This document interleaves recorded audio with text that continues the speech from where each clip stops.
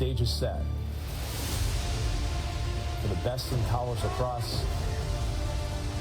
To look at greatness right there. Years of dedication, hard work. Yeah, we've heard that before. This weekend is really about the jaw-dropping action, the biggest stars. This is what 6'5", 240 looks like. And the big-time plays, the big-time players. Matt Rambo. Those larger-than-life personalities. No. It's about stuffing those big-time players and silencing their larger-than-life personalities. Denied by Gallagher. And it's where we blaze trails. He sees through a defense as well as any attackman this decade. Going where they've never been before. The Scarlet Knights in those semifinals for the first time. Every loose ball means everything. Every face-off, every shot, every play. It's where champions are crowned. It's the past, the present, and the future. The Big Red heading to championship weekend. The Tigers out of the gates like they missed breakfast. This is championship weekend, and it starts right now.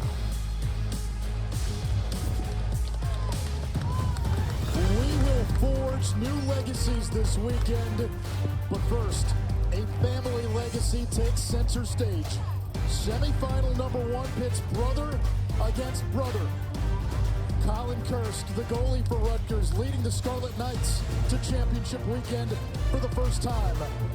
Younger brother CJ Kirst has Cornell back on the big stage for the first time in about a decade.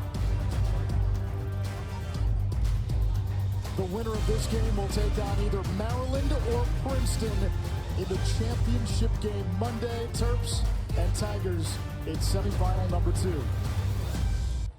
Welcome to East Hartford. This is championship weekend in East Schropp. Great to have Quint Keshnick back with us. Paul Carcaterra is down on the field. Game 1 is a family drama, and we talk so often about matchups within the game, a player against a player. This is different because it's one player trying to score on the goalie who happens to be his brother. Lacrosse is the fabric of the Kirst family, and its origins with their dad, Kyle Kirst. He was a goaltender at Rutgers in the 1990s and a longtime coach in the state of New Jersey for 20 years, highly respected. He passed away tragically in 2015. His sons were in high school, middle school, and elementary school, but he passed his passion for the sport along to them. Colin would attend Lehigh and get a degree there, but he chose to honor his dad's legacy by finishing up his career at Rutgers, and he's led the Scarlet Knights to the promised land. He's a laser-focused goalie, pro caliber. I think he's the best in the country. His brother CJ, a first-year star for Cornell. Relentless lefty, just amazing motor and work rate, tremendous production to back it up. These two, they stand toe-to-toe. I mean, it's CJ firing on his brother like they're in the backyard. It's the backyard come to life on the game's biggest stage. And Mom Michelle has her allegiances torn today. She's standing by with Paul. Michelle, surrounded by friends and family. Yes. What is this moment like for the Kirst family? It's better than Disneyland. It's crazy. It's amazing. It's a dream come true. We are so proud of Rutgers and Cornell and so privileged to be part of the team, and just game on. Game on. Game on. And when CJ has the ball and he's about to shoot on Colin, what's going to be going through your mind? I'm reliving backyard shenanigans. To be honest, it's really game on. I have the middle Kirst son, Cole. You've witnessed all these backyard battles. What's top of mind for you right now as you see your two brothers on the field? Yeah, no words. No words. It's going to be an awesome battle. Can't wait. Can't wait. Enjoy it. You guys deserve it. Thank you. Thank you. Cole was part of the drama a season ago in the first round when his Lehigh team faced Rutgers that had Colin and then Conor Kirst as well. We're set for the opening face-off. Rutgers and Cornell, a trip to the championship on the line. Angelo Petrakis at the X for Cornell. Jonathan Duhenio for Rutgers. Maryland really the only team left in the field that excels at faceoffs.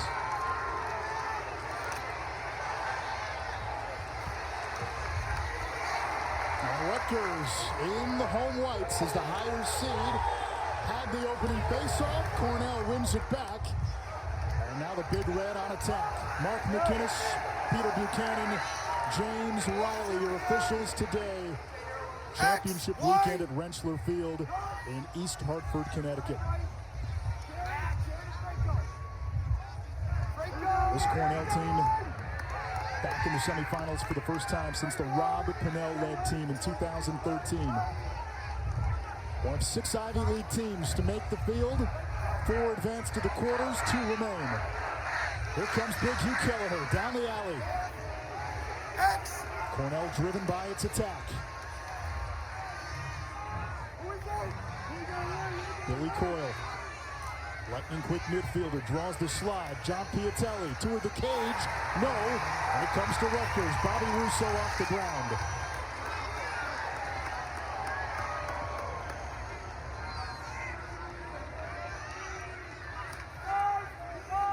For the Scarlet Knights, this has been the greatest season in program history. A school record, 15 wins. First trip to championship weekend. First men's team in any sport to reach the Final Four since men's soccer in 1994. And in goal for Cornell, Chase Erlin. All 4 goalies that have reached championship weekend, 60% or better, which is elite in this NCAA tournament. Erlin's picked it up in the last 3 weeks. He's a former high school ice hockey goalie. You'll see him go to the splits, the kicks, and the flops. Here's Ross Scott. That's a matchup to watch, marked by Gavin Adler, a first-team All-American defenseman. Mitch Bartolo plays it back to X. There's Brian Cameron, his younger brother Sean, plays for Princeton. That shot by Scott, saved by Chase Erlin.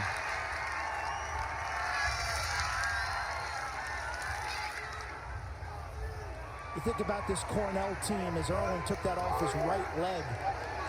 They have a strong sense of identity. They know exactly who they are, and they won't stray under head coach Conor Busick.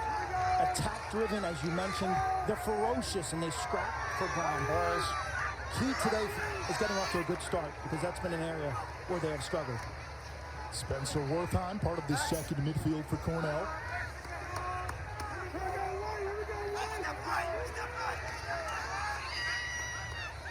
Here is C.J. Kirst.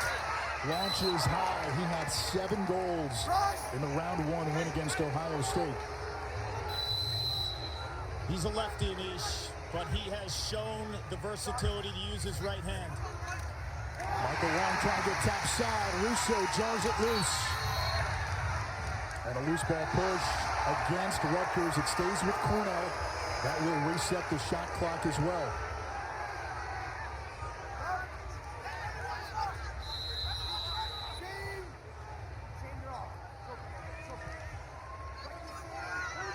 These early possessions, players just get a sense of their matchup. How fast is my opponent? How big is he? Alex Holmes will probe from the wing. Feeding inside, nothing there. Here comes Wertheim. That one off the side of the net. Long tried to scoop it up behind the cage. It rolls out of bounds. It belongs to Rutgers.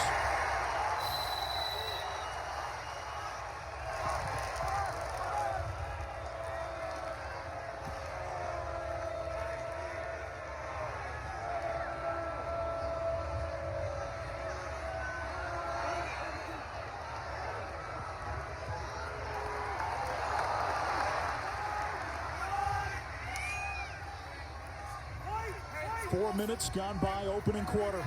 Semifinal number 1. Brian Cameron controls for Rutgers.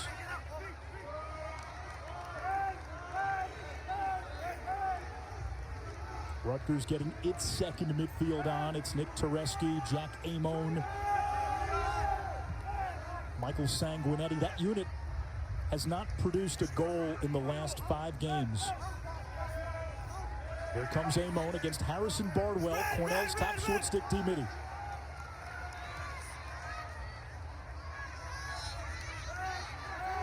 If you're new to Rutgers, this is a super veteran team.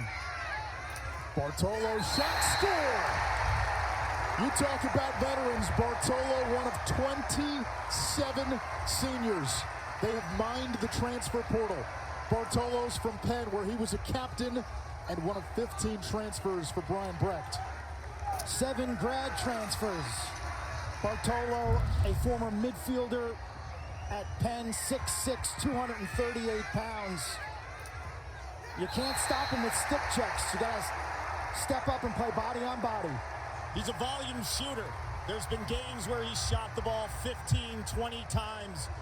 Uses his body well, and he's scouted as a right-handed alley-dodging shooter. Went to the inside, found his left. Bartolo cashes in. Yep. 44th goal of the season for Bartolo.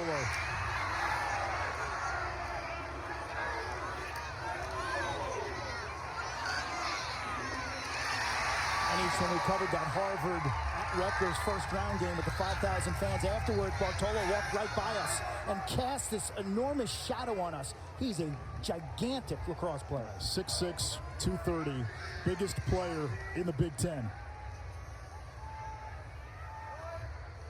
Cornell now searches for an answer. Here's Gallagher, former high school football player. Down the alley, a Rutgers player lost his stick. And Jared Gene Felix, the trail check. That's a big cause turnover by Rutgers. They were down a man.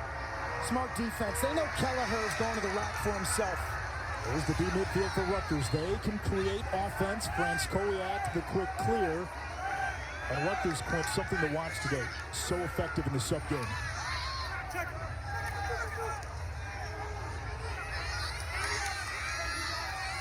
Bartolo feeds it back to X. That one offline, but it will reset the shot clock. Brian Cameron. Here's the matchup. Ross Scott is quick as can be, 5 and white. But Gavin Adler, you can argue, is the biggest eraser in college lacrosse from a defensive perspective. Watch 77. Undersized, pit bull mentality. A new wrinkle down the stretch to Cornell's defense has been the health of Jack Follows. That shot saved by Erlin. Follows gives Cornell another All-America caliber defender to pair with Max Adler, or Gavin Adler. 14 in red, sophomore, hurt his wrist early in the year. He's got the stick, he's got the poise, he's going to be a special talent. He's left-handed, I love lefty goalies. He's a future star. He's a great number 2 cover back. He's got that can opener check. It's lethal. He just gets in between your top and bottom hand. He plays with a lot of energy. His head coach, Conor Busick, told us that is a future All-American. Number 2 in red, Aiden Blake, back in the lineup for Cornell. He's missed the last 10 games. He was their top scoring midi before getting hurt. And he practiced yesterday. He's been practicing for the last 2 weeks. He's got the brace on that left knee. 2 in red. Here comes John Piatelli. And he sneaks it by Kirst. The goal is good. Piatelli, his 61st of the season. One of the most prolific goal scorers in the history of the Big Red. You play him as a finisher, and that's what teams have been doing. 60-plus goals for the senior out of the state of Massachusetts. He will crush you as a Dodger. Last week in the quarterfinals, unassisted goal after unassisted goal. Champ weekend, no problem for 41 in red.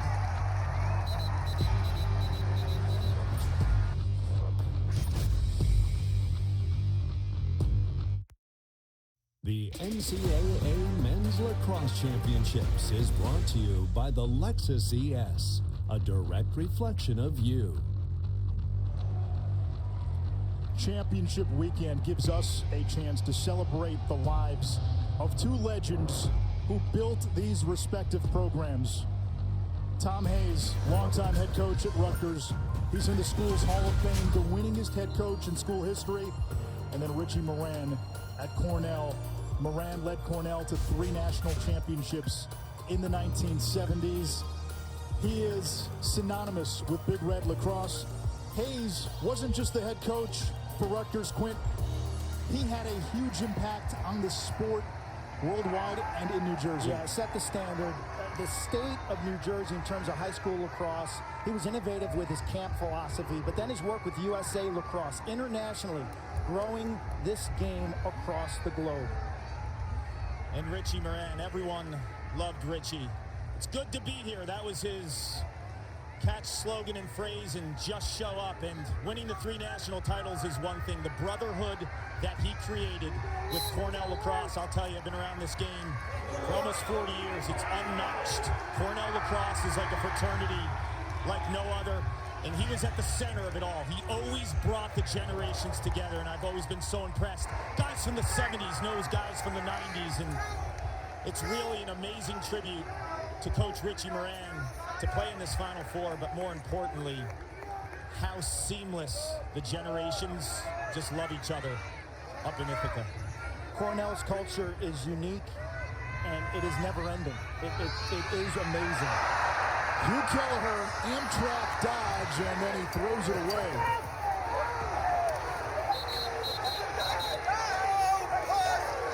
They're going to get a push against Rutgers. It'll stay with Cornell. They've got a big celebration for Richie Moran's life planned at Ithaca in the coming weeks. Here comes C.J. Kirst. Shoots on his buzzer and scores! Little brother gets the first one.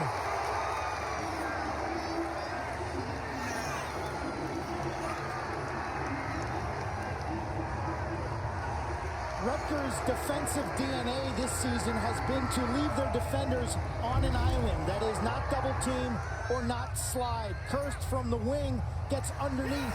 The combination of power and speed right there. The speed, Gene Felix has to deal with the pick, and you tiptoe the crease. That's Jared Gene Felix on C.J. Kirst, and now Jared Gene Felix, after today, would have defended every Kirst brother. Whether it was Conor in practice, last year Cole when they played Lehigh. CJ's a little bit different.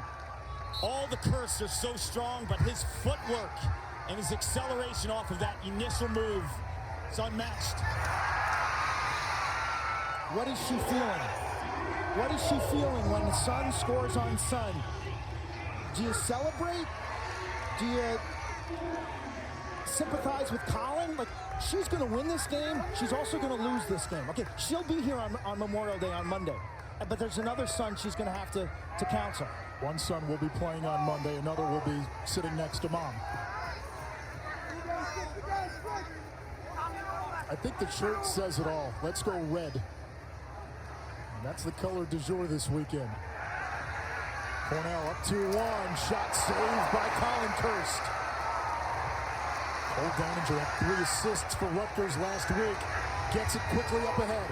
Here come the Scarlet Knights in transition. Tommy Coyne. Over to Bartolo. Great look.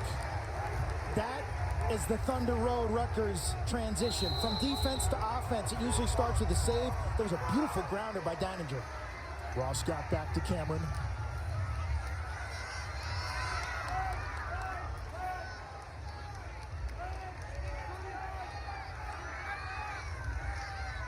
Shane Knobloch instrumental in the comeback last week against Penn in the quarters.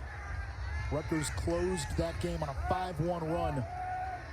Knobloch had a hat trick, including 2 in that closing stretch.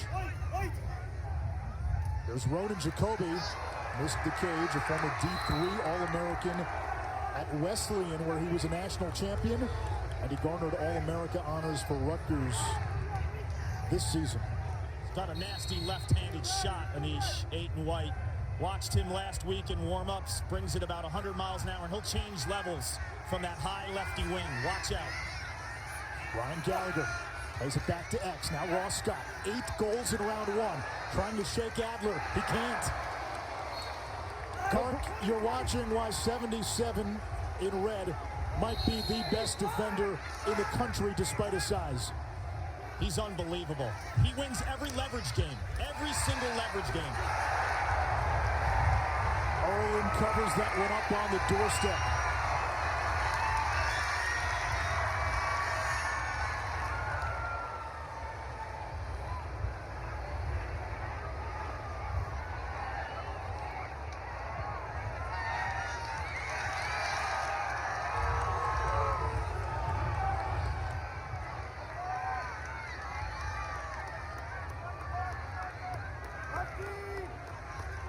Quick, you think about Cornell's journey in 2020 when the season was cut short. Number 2 team in the country. They lose their head coach. They lose Jeff Teat, one of the great players in school history. No season for the Ivy League last year, and here they are. Championship weekend. The entire Ivy League, the success story they had in out-of-conference games and now in the postseason has been, Matt Madeline Princeton told us, said, we're kind of shocked. All the coaches in the Ivy League looked around like, how are we doing this? I don't know how they did it, but it's been amazing. But they have taken a certain energy level, a certain focus, a certain hunger into this season. February, March, you can see it. Michael Long gets top side. That's 3 unanswered for Cornell, and Long, according to his head coach, he's the catalyst. When he plays well, it's a different Cornell team. Absence, that's what it's all about, Quinn. You mentioned 2021, no lacrosse in the Ivy League. The hunger, the desire and drive for players like Michael Long to get topside. He's the proven quarterback. A lot of teams will short stick him. And when you put a short stick on him, he makes you pay. That was a terrific pick at X for Cornell. They got the matchup to switch, and Michael Long is just too fast. And well, guess what? We talked about Cornell's attack. Piatelli unassisted, Kirst unassisted, Michael Long unassisted as advertised. Petrakis wins the faceoff for Cornell.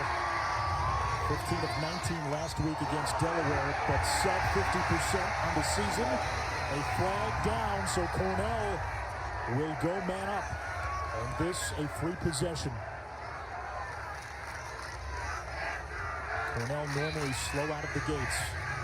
Minus 12 scoring margin in quarter number 1. Plus 2 today with 3 minutes to go. And they have unleashed Aiden Blake, his second run now. 2 in red. Cornell's top scoring midfielder before getting hurt. First came back since March. CJ Kirst has the short stick matchup in coin. Plays it back to Long at X. Piatelli feeding Kirst. Can't hang on. And the ground ball. We'll get the whistle, we'll get the call as Cornell will have the extra man.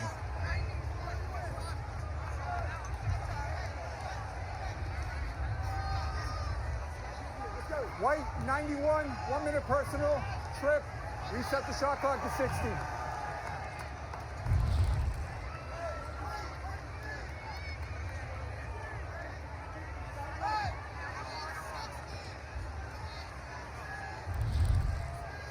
Brian Brecht, Long Island native, where Rutgers won in the quarterfinals. He used to go to Tom Hayes camps growing up. It's been a journey for him. A lot of steps along the way. Head coach at Siena. First coach to lead Rutgers to championship weekend in school history. I think the turning point at Rutgers has been jumping into the Big Ten back in 2015. They got snubbed from the NCAA tournament seemingly every year, but he's kept moving it forward, and now capitalizing on the transfer portal. He's been aggressive. He's done a great job of seamlessly mixing veteran players into his roster. This has been changed to a 30-second man up. Cornell just 38% with the extra man this season. Gallagher back to Long, over to the wing. Skip pass to Gallagher. Bobby Russo all over him.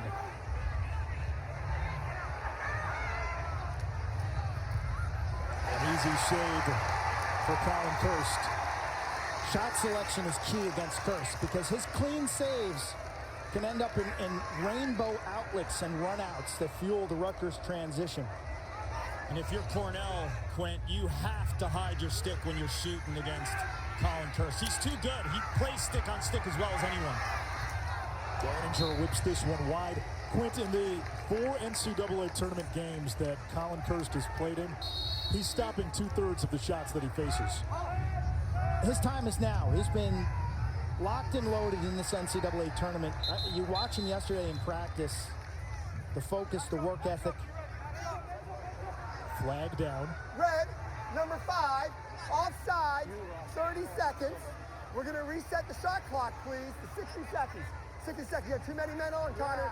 No, man came off. So Rutgers will go man up with 1:24, a 30-second extra man opportunity. Watch 4 in white. Bartolo, 6'6", shoots about 105 miles an hour. And Ronan Jacoby, 8 in white on the left wing. When you have these two wing shooters, there are seams for the skip pass, but more importantly, inside. When they flush a man inside, because of the threat from these wing guys, the inside's open. Here's Jacoby, 5 extra man goals. Now Bartolo on the high wing. Scott probing from X. Dom Doria came out to meet him.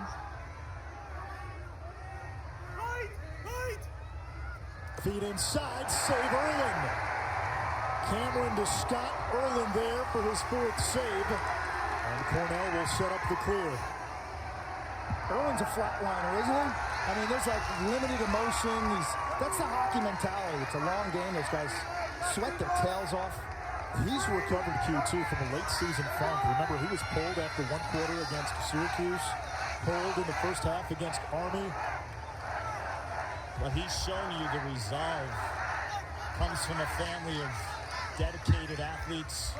Brother TD, one of the best face-off men in college lacrosse history. It's all about rebounding. Quint, you know better than anyone, man. When you're a goalie, you're going to have those kind of days. Chase Erlin has answered the bell. You turn the page. What's next matters most. CJ Kirst, another shot on goal. But it missed the goal. Both teams even, 10 shots apiece. Final seconds, quarter number 1. Piatelli. And time expires.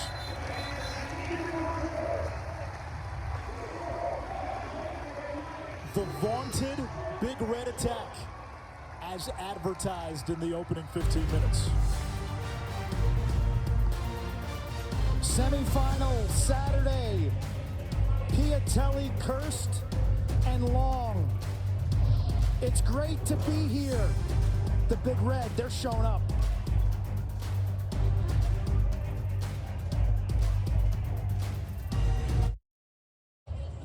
Cornell has been spearheaded by its attack all season long, and all 3 attackmen tallied a goal in that opening quarter. 5th-year John Piatelli from Massachusetts. He's the brains of the operation. He's a thinking man's attackman. Senses that there's no double team coming, so he just leans in and gets to pay dirt. CJ Kirst, on the other hand, he's a horse. I mean, this guy's a thoroughbred. The combination of power and speed, and then the slasher. The speed guy is Michael Long. So difficult to stop the trio. And there's a look at Conor Busick, and for my money, gentlemen, I think he might have the most balanced attack in the country. Might not be the most prolific, but you have a quarterback in Michael Long. You have the lefty slasher dodger in CJ Kirst, and then the righty finisher, John Piatelli. This attack unit complements each other better than any unit out there. And Cornell today giving that attack opportunities. They've won 5 of 6 faceoffs.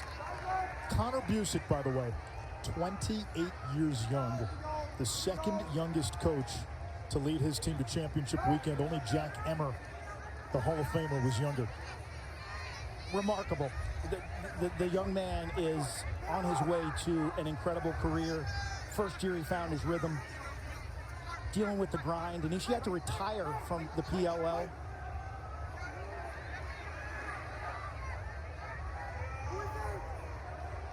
Former Ivy League Player of the Year at Cornell, and this year's Ivy League Coach of the Year. Long against the shorty. Billy Coyle looking to feed inside. Russo got a stick on it. Big ground ball now. It's picked up by Cornell and Matt Licciardi. Rain starting to come down now. We expect some weather today. Shot clock at 12. Coyle slips. Grass field. Getting wet. Shot clock at 5. Here comes Kirst against Ethan Raw, the All-American. Saved by his brother Colin on a shot that goes out of bounds. The team closest to the ball when it goes out is awarded possession. That time, it's Rutgers. Brilliant move, an amazing stop. You know, I don't know what it looked like at home, folks, but his brother's falling to the turf and changes the levels, Clark. And at the last second, Kirst is able to get a stick or his helmet on it. The top hand speed is crazy. How about the way Gavin Adler was totally unmoved by that pick? Ross Scott was held in check last week by B.J. Farrar of Penn. Did score a goal using the pick game. It didn't work on Adler. Bartolo from the wing. He has the lone Rutgers goal. Scott plays catch with Bartolo. Both have 40-plus goals on the season. Shane Knobloch's. Cameron right on the doorstep.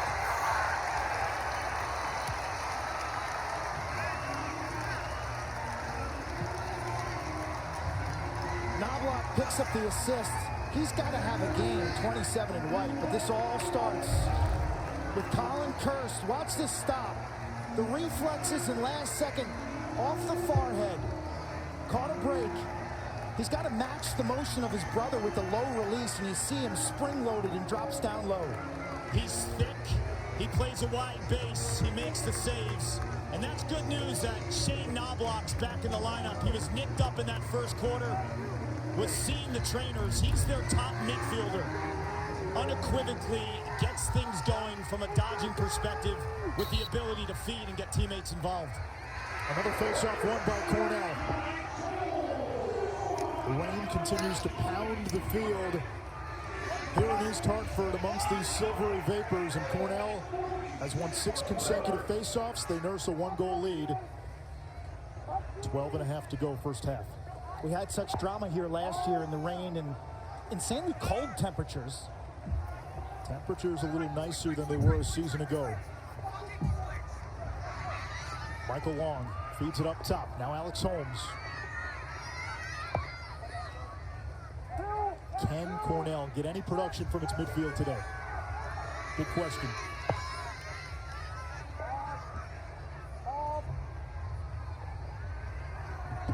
Piatelli.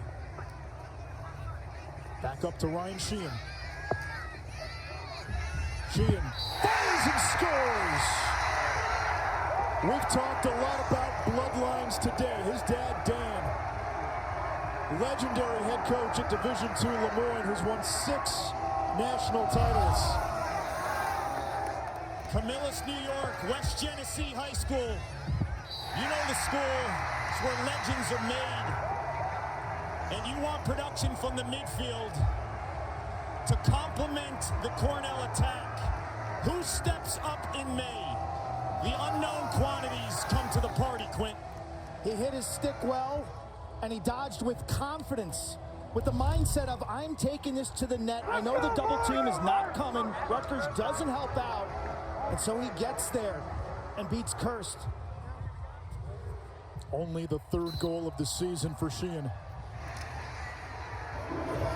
Rutgers changes it up with the face-off back. Sam Stefan in there. And the Scarlet Knights able to win possession. Mitch Bartolo, the 6'6" Colossus, 4 and white. And here's the matchup. Scott looking to shake Adler. Ross Scott out of West Lynn, Oregon, about 20 minutes outside of Portland. Here comes Cameron. He's a lefty. They'll force him right.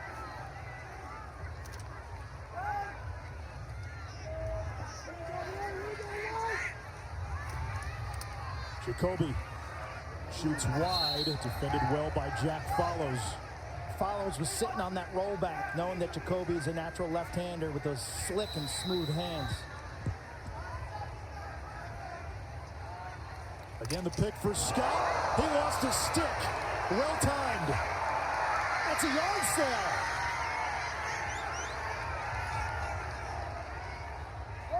Christopher Davis brings it in.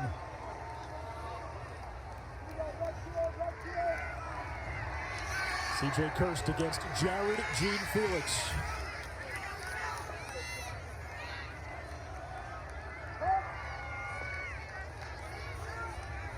McCharty's a little jitterbug at 5'7". Back behind the cage to Long. Gallagher's got a hammer with that right hand. And he shows it. It was the attack in the first quarter. Cornell with 2 goals from the midfield here in quarter number 2.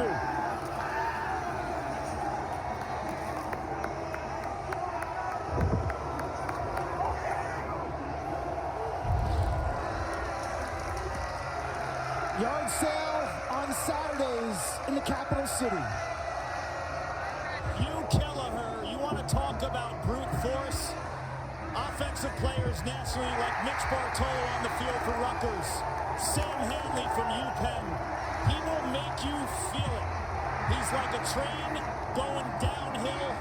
And you look at the Cornell players, their midfielders are really small and quick, and then he's the change of pace monster. Clark, there is very little about Gallagher's game that qualifies as subtle.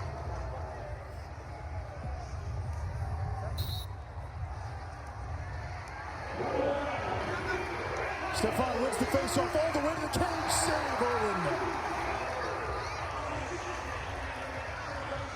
6 stops now for Chase Erland, the sophomore. Dangerous pass.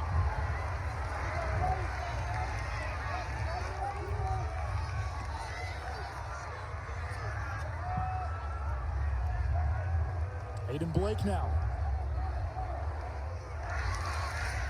Here comes Holmes. Holmes, another big guy at 6'3".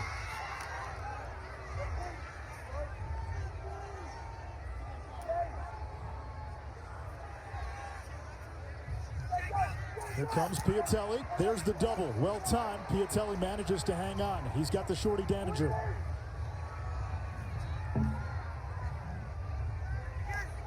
Shot clock at 25. Spencer Wertheim toward the cage, no path. Good defense by Coyne. Good look up top by Blake. And it skips well wide. Long to the backup, 16 to shoot. Cornell's a really good passing team this season. They'll make that extra pass. They typically make good decisions. Today, all unassisted goals. So they've gotten to the rack for themselves. Clark, did that hit the goalie? They reset the shot clock.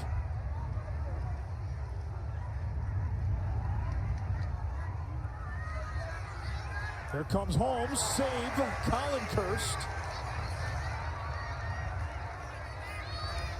There's bigger goalies out there, Quint, but his wide base, he just feels like he owns the territory of the cage. Daniger. Ambushed. Bartolotto has it for Cornell. Here comes C.J. Kirst. Rutgers gets back. One and done if you're the Cornell D. Adler's amazing around the crease, scooping up ground balls. That time it was a teammate. But you make an offensive mistake, you potentially turn. They clean it up. No, you don't get that second chance. The rain continuing to fall even harder. Piatelli. Long pass. Kirst had it for a moment. It's knocked loose. It comes to Rutgers. Remington Reynolds. Now Brad Apgar. Another transfer. An All-American at D3 Salisbury.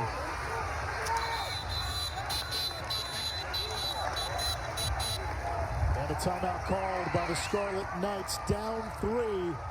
7:36 to go. In a steady win in East Hartford. Rutgers regroups. Will step aside. Semifinal number 1 A trip to the championship on the line.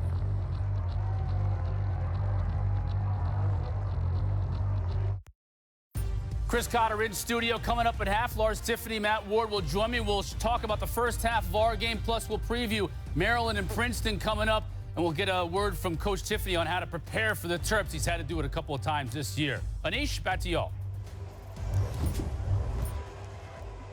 All right, thank you, Chris. We look forward to that. Matt Ward, Lars Tiffany.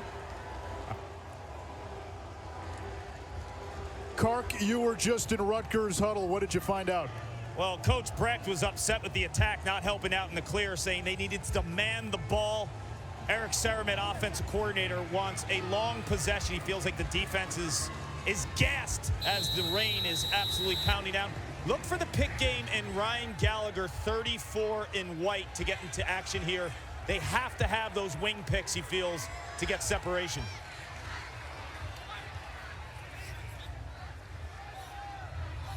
Bartolo against Bardwell, the short stick.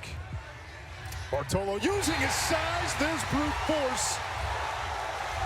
And sometimes it's that simple. Who needs a pick, Quint? When you're 6'6", 230, pick game is irrelevant, I guess.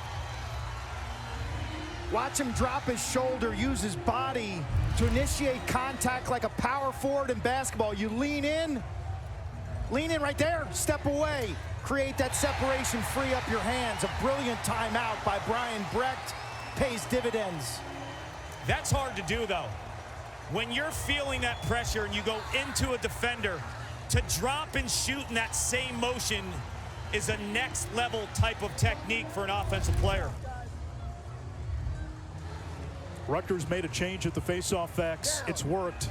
Sam Stefan, 2 for 2.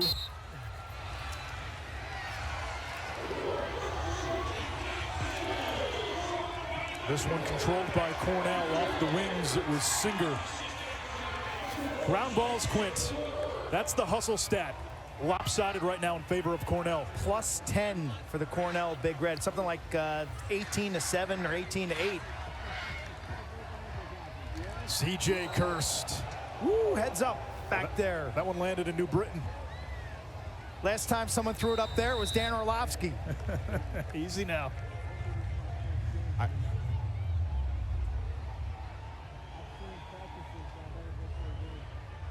Here comes Gallagher. Coyle looking to shake Rawl. That's an easy save for Colin Kirst. The ride by these Cornell attackmen can be vicious. It's actually a good job by CJ, his brother, 15 in red, who got in Colin's face. Dangerous, loose ball on the ground. Long's got it right in front, and he scores! These Cornell attackmen can ride you. CJ Kirst came in with 13 caused turnovers. Piatelli can get after it, but that time, just a careless pass by Rutgers. It leads to a turnover, and Long cleans up. And Kark, you wonder about the conditions. That ball just seemed to get stuck in Gene Felix's stick, like it hooked out of his stick and came down immediately towards the grass. You wonder if the wetness and the rain caused that to happen. But the Cornell ride, there's a like pass rushers, you know, DNs that get after the quarterback. They make you make quick decisions. But and Rutgers normally is really clean in the clearing game, over 90%. Indecision right there by Kirst and Gene Felix to get it out of their end. And when you think about the best units nationally, from an attack perspective, the points are one thing. The relentless riders take the units from good to great. Now Rutgers, to your point, Kark, comes in as the best clearing team in the country. They don't turn it over either. You see the data. The key to that ride was right away off the Kirst save. His brother CJ got in his face and denied the deep outlet. When we talked to CJ yesterday, he said he's waiting for his brother to get out of the cage. He wants to get a few whacks today. Colin Kirst that time saves it. Michael Long lost his stick. And now Rutgers will try to clear. This is what they do well. Russo pedals into the box.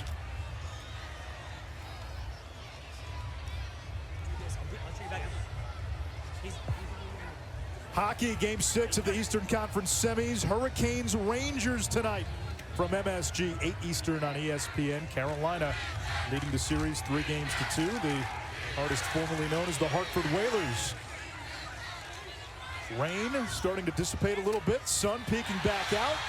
This one hits the ground. It's Adler off the turf. Boy, is he fun to watch. Anticipation. Adler, the proven leader. He will chase you down. We know what he does from a one-on-one perspective, but the ground balls and the ability to disrupt normal passing lanes. This guy is an absolute terror. We met him yesterday. We spent time with him. He's got another year at Cornell. Hewlett, Long Island native, the same high school as Max Sebald. You could just feel the fire that burns. Always told, you're too small. You're too small to be great at this game. Oh, that's not the case. Here comes Gallagher, bulldozing through the Rutgers defense. Might be time to put a poll on 27. When he first got a call from Jordan Stevens, the defensive coordinator, Gavin Adler, he said, would you be interested in Cornell? He said, Coach, I have a Max Sebald poster in my bedroom. Of course I would. People shied away from him because of how small he was. But now the big guy gets it done on the other end, Quint. Kelleher taking it to pay dirt into the heart of the defense. The double team is late. And these Cornell unassisted goals after unassisted goals. We get a timeout by Rutgers. And Quint, it was the Cornell attack in the first quarter. It's been the midfield here in the second quarter. And we're finding out that Kelleher, we've seen it consistently so far. He's winning his matchup every time. He's only a sophomore. Great size, 6'3", 220. MacArthur High School, which is a hot spot on Long Island for toughness. 3-sport athlete in high school. Great high school running back and linebacker. Also played some hoops, and he's dangerous. Once he gets ahead of steam, he's a little bit like Sam Handley of Penn in that he's like stopping it's like stopping a moving train coming at you. He's just got so much force and mass.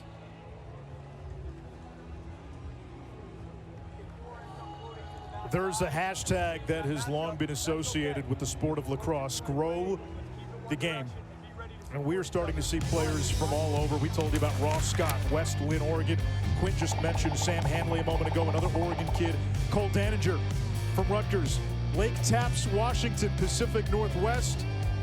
We've got Canada, we've got Australia, we've got Ireland as well with Cahal Roberts and Princeton. I think the growth in the Carolinas, Florida, and Georgia, we're really feeling on a weekly basis. Texas is also getting huge. And then the Pacific Northwest and California. What the difference this year, like there's amazing diversity of geography on that map, but these guys are really good. These are star players, and these aren't just guys on rosters. These are difference makers. And Kark, we're seeing these guys from the so-called outlier states come to Division I and be ready almost immediately these days. It's amazing, Anish. You know, 20 years ago, if we saw that map championship weekend, I would have laughed at you and said, that is positive thinking. But the game's changed, and so many coaches from traditional areas move to the non-traditional areas. They lay the groundwork and the foundation in the youth programs. And now you have a game that's being represented coast to coast. Coach Brian Breck, defensively, though, he's challenging his group. Anish, remember last week when they defended Sam Handley? They had to play him up top a little bit more, not give him that running start. That's what they have to do against Hugh Kelleher. Rutgers wins a face-off. That's been a struggle today. Just 4 out of 12. Eugenio back at the X, and a little sunshine now here at the Rent. Rutgers has got a lot of fixes coming off that timeout. They got to fix the defense. They got to find something that works in their settled offensive set.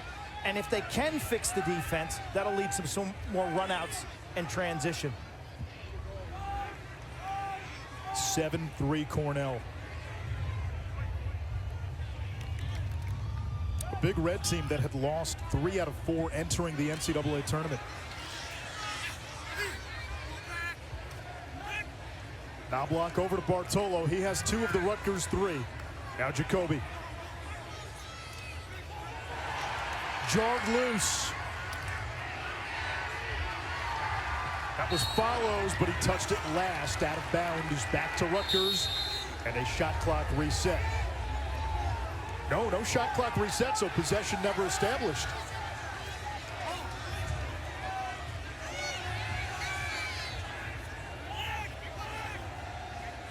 Down to 10, now block on the invert. Shoots too high. It's good D, they'll give him that shot all day long.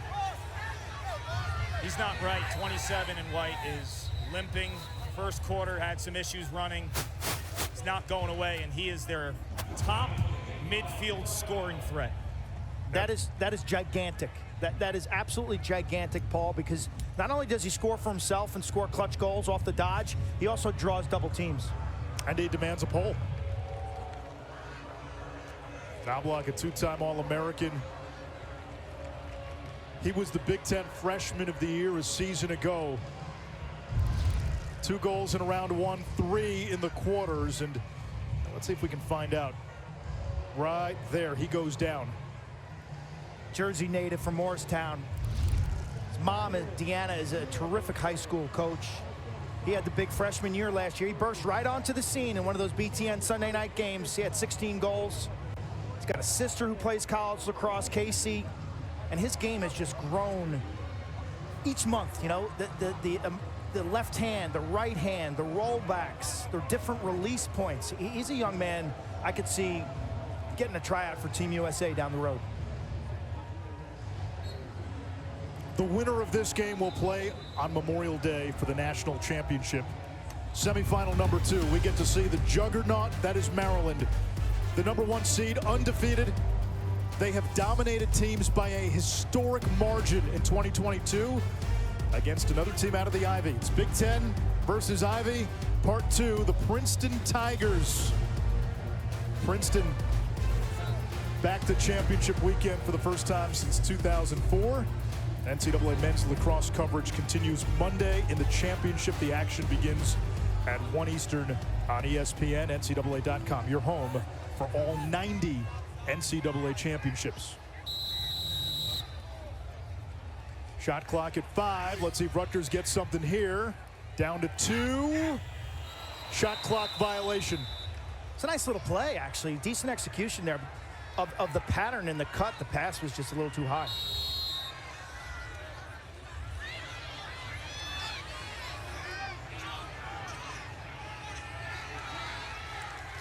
This is big now for Cornell. Can you get to halftime with this 4-goal margin? Can you finish this last 2.5 minutes off? You know, playoff games, guys, I've always felt the first minute of a quarter and the last minute of a quarter are critical. Cornell today, 20 shots, 15 of them on the goal. Here's Gallagher. He's got 2 goals. Save, Kirst, rebound to Gene Felix. Kirst springs out of the cage, hounded by Long. Switches hands, Long with the cross, turnover on the doorstep. Did he score or was he in the goal mouth? The goal is good.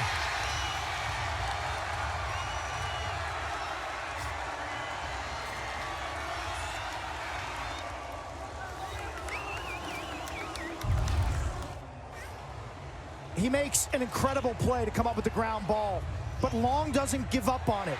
Look at the hustle by number 1 in red. The way he stays with him, chases him, gets his stick up just to hit the goalie's cross and put this ball on the ground. He's in the goal mouth. You cannot land in the goal mouth after you score a goal. Whether you're pushed, whether you go in on your own, that goal should not have been allowed. Explain that to me, Kark. You could be pushed into the goal, and if the ball goes in, it doesn't matter. It's never a goal if you land in the half circle within the crease area. It looks like his head is in that. Can you tell? The official is right there. That right fist, that right glove is on the line. He's in the goal mouth. He is in the goal mouth. That's a break for Cornell. It's a first half hat trick for Michael Long. Duhenio, save Erlin. Adler cleans up the rebound.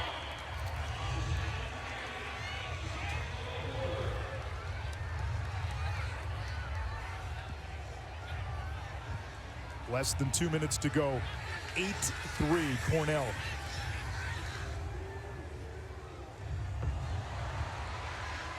Turnover, middle of the field.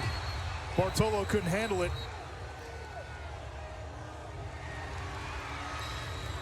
Failure to clear. You got to get it across midfield before that shot clock hits 60. And it comes back to Rutgers. Scarlet Knights as the higher seed. It's 6 against 7. So Rutgers gets to wear the home whites. Tommy Coyne. His defender lost his stick. Coyne had a good look, missed wide. He's a D-midi who started on attack as a freshman, played attack and offensive midfield as a sophomore. He's got 42 career goals. He's not your typical D-midi. 6 and white. Bartolo against the pole, has to give it up. We saw Adler. Rutgers just 3 out of 18 shooting. Gallagher turned away by the shorty. Jacoby's shot blocked. And a sea of red. Oh! Big hit. It comes back to Rutgers. Bartolo against the short stick. Whistles it wide. 31 seconds to go. You get the sense this is a big possession for Rutgers going into halftime. Conor Busick wants a timeout.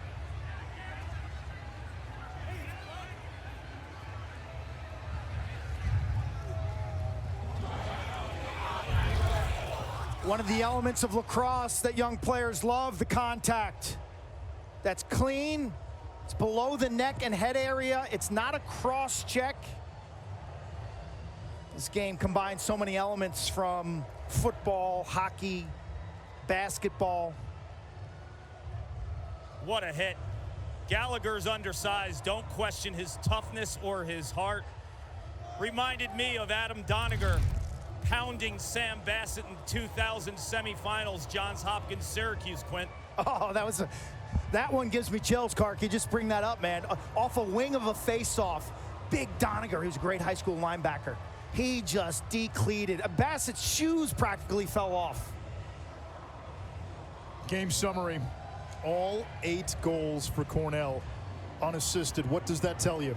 It tells you we've seen the visible evidence. Rutgers is not double teaming, okay? They're leaving their defenders out on an island. So Cornell is beating them off the dribble, beating them to the net. No support is coming, and that's why you've seen so many unassisted goals. Throw in 2 bad clears by Rutgers, 2 giveaway goals, and that's the story of this first half. Offensively, Rutgers shooting right now only 3 for 20, okay, 15%. Not getting good looks in the middle of the field. Cornell's really protecting the paint well, keeping everything off the fringes and the wings. Watch zone here for Cornell late in this second quarter, making Rutgers have to adjust and get into the flow of their offense. A Knobloch back out there for Rutgers, 27 in white. He's got it now. Not close. And a shot clock violation. He's in pain, and that shot had no chance. No angle from distance. 16 seconds to go now. Cornell with a 5-goal lead.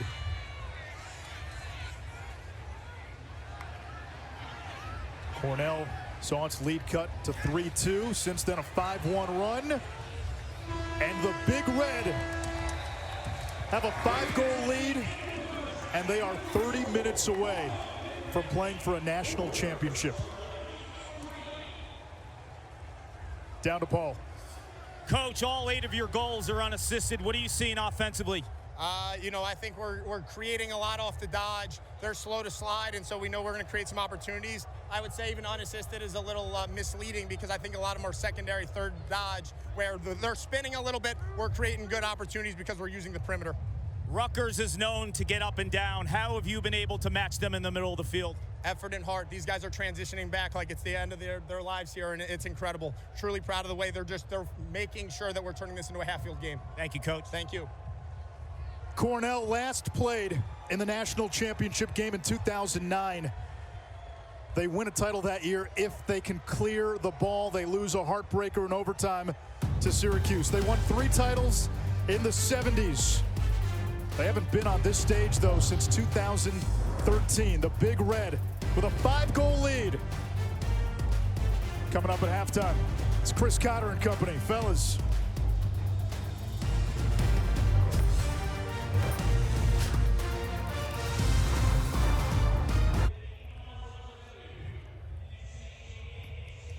(8-3) Cornell on top of Rutgers and Ashraf Quint-Kesnick. Paul Carcaterra somewhere in a safe place, either downstairs or on the concourse. We got to halftime and then weather. There was a lightning strike in an 8-mile radius per NCAA rules that requires a pause. Just moments ago, we had Cornell and Rutgers players out on the field. They were going through warm-ups. We thought action would resume shortly. We were wrong. There was just another lightning strike, so they're clearing out the concourse. Everyone's headed back into the locker room, and that means that clock resets. We have to have no lightning in a 30-minute span in that 8-mile radius in order to resume play. This can be logistically challenging, obviously, for the athletes, the coaches, the training staff, in terms of hydration and nutrition. In terms of their mental alertness, and what are you doing in the locker room? You're playing music, you're meditating, and think about this. So teams in game 2, Anish. Yeah, we just saw John Tillman in the hallway. Okay, those buses dropped Maryland off already. Okay, they dropped. I don't know if Princeton's here or not, but think about what's going through them. They had their pregame meal 4.5 hours before their expected contest. How do they handle it now? Do they go back to the hotel and chill out there and come over later? Do they stay here? Do they risk staying here and not having the right meal they want for pregame? So there's a lot of logistical issues. Yeah, we just saw John Tillman, the Maryland head coach, moments ago in the hallway, and he was on his phone. He was telling us, trying to figure out all those logistics. When do we feed the kids? Do we feed the kids? Do we send them back to the hotel? Do they stick around? So for the teams that play in game 2, again, you may have to push this thing further back, and now you got to think about potential impact on Monday. I mean, we've seen it play out over the course of many years. The team that plays second, regardless, without delays, often can be at a disadvantage on Monday. Well, what if that second game gets pushed further back? It's a very valid point, and it's something that we really haven't seen since 2005 when there was a weather delay in the national semifinal between Johns Hopkins and Virginia. An amazing game that day. All right, if you missed any of the first half action, let's get you caught up.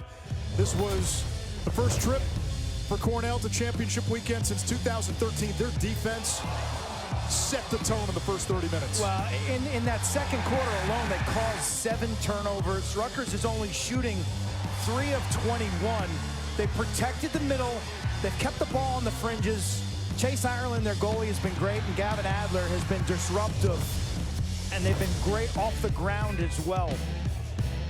Cornell's attackmen can ride. Rutgers normally very clean in clearing and taking care of the ball. Unforced error, Michael Long scores the goal, and Long causing the turnover here on the ride.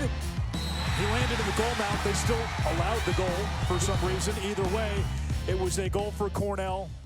8-3 lead for the Big Red through the first 30 minutes. Maybe the silver lining here, Quint, this delay happened at halftime? Yeah, silver lining for everyone involved. Silver lining for Rutgers, that was perhaps their worst half of lacrosse this season. They had losses early on at Princeton. They actually scored in that game. They had a bad loss to Maryland. This performance, this first 30 minutes, would rival that game. They haven't looked like themselves in the settled sets. Their defense, they haven't been sliding or double teaming, and it's come back to haunt them. Their clearing's been sloppy. So for Rutgers, this is a huge benefit. All right. We want to thank our friends in studio, Chris Cotter, Matt Ward. We're really getting our mileage out of Lars Tiffany today. He gets the weather delay fill. That's the pound of flesh, Lars. We'll have more updates from the rent. Thank you, Anish. Q. Maybe Q can use this weather delay to go find a pocket square. Very unusual to find him there in the studio or on site in a sport coat without a pocket square. So let's talk about the weather delay, because when you're a lacrosse coach, even at the highest level, Lars, it's not like, I don't know, you're Nick Saban, and Nick Saban isn't making calls to find out how he's going to feed his team or where they're going to go. He's got people to do that. But if you were in these shoes, you'd be doing all those things, wouldn't you? Sure. Now, fortunately, at the University of Virginia, we have great support staff. You know, Rebecca Vazzo would be immediately saying, okay, how much could this be? Could this be an hour? Could this be 3 hours? Because that does make a difference. If you think it's just a single strike and it's going to be a half hour, you stay sort of you stay wired up. You stay right. Get your cleats and your stick back to game shape. Number 2 is physically, okay? Is nutrition, hydration. And then number 3 is your mind. You got to get your mind right. This is a complete reset button that you have to hit. Come out and warm up and start from scratch. If you missed the first half, let's get you caught up. Cornell's defense was the tone setter. Offensively, the attack got it going. All 3 starting attackmen scored in that first quarter. John Piatelli, who's the brains of the operation, unassisted. CJ Kirst goes down that left-handed side and scores on his brother. And Michael Long has been the star of this game with 3 goals in the first half. The Big Red defense causing turnovers and not allowing Rutgers to get into their comfort zone. Rutgers is only shooting 3 of 21. That's 14%. Gavin Adler has been disruptive on the perimeter. He's got 2 caused turnovers and 3 ground balls. And this is killer for Rutgers. They had 2 giveaways that resulted in Cornell goals. Just blatant clearing mistakes deep in their own zone for layups. And those are emotional setbacks as well. Challenges for both of these coaches, Brian Brecht and Conor Busick. Kark, what did the teams do these last 3 hours? Well, the wait was so long, they actually were able to watch film, and I spoke to both staffs. We'll start with Rutgers. The turnovers, they're one of the cleanest teams in the country, and when they watched film, they saw so many unforced turnovers. They need to clean up that aspect of the game, but defensively, making more contact on the Dodgers from Cornell was critical. And when I spoke to the Cornell staff, they obviously liked what they saw on film. They said they own the middle of the field. They need to do that in the second half to beat a Rutgers team that typically does own the middle of the field. Cornell has won the ground ball battle decisively. They've controlled the face-offs as well. And the Big Red get it across midfield. Cornell on the championship weekend stage for the first time since 2013. That was the Rob Pinnell-led team. For Rutgers, this has been the greatest season in program history. First trip to the semifinals, a school record 15 wins, and the winner of this game will play on Championship Monday against Maryland or Princeton. Officially a 3-hour, 41-minute delay. John Piatelli, who's got a goal for Cornell, over to Michael Long. A first-half hat trick for one in red. Cornell wearing the visiting red. Rutgers as the higher seed in the home whites. Long from X. Shot clock at 15. Long turns the corner. Shot clock in single digits. Gallagher, a couple of goals in that first half. Kamish, the All-American, stays with him. And it's Rutgers' ball after a nice defensive stop to begin the third quarter. That's what they wanted. Contact on Gallagher. 8 unassisted goals in the first half by Cornell. And Gallagher had a couple of those, and he had running starts. This time they met him with contact. CJ Kirst hounding his brother Colin Kirst. That's one of the big stories in this game, Colin. The older brother, CJ, the Ivy League Freshman of the Year. Something to watch. Does Shane Knobloch come out for Rutgers? Their top midfielder banged up in that first half. And Knobloch is about to join the offense, and he will sub in. 27 in white. Really a non-factor cue in the opening 30 minutes. Yeah, I'm watching him warm up for this second half. He's not the same player right now. Looks like Ross Scott. Lower body injury, ankle or foot. Ronan Jacoby, a Wesleyan transfer, one of 15 transfers on this team.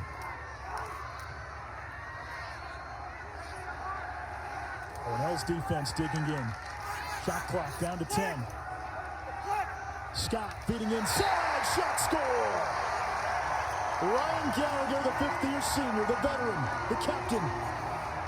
It's a senior-laden team, 27 seniors and graduate students. Fifth year from Atlanta. He's a captain. He's super quick. This is really one of the first times in this game that Rutgers has gotten inside to the perimeter. It's a nice little cut right-handed. We need Ross Scott quarterbacking. And I'll tell you what, as dinged up as Shane Knobloch is, he attracts the ball. On that last possession, Cornell still has to respect him. Even though he's not 100%, there's going to be opportunities for other players in the offensive zone when Knobloch's out there to attack the short sticks. Yeah, I would not put a poll on Knobloch right now. He in no shape or form can penetrate to the goal on himself. He's out there for his outside shooting and mid-range shooting right now. If you're Cornell, you got to recognize that and watch warm-ups and gauge his running ability. I just don't think he's anywhere close to 100%.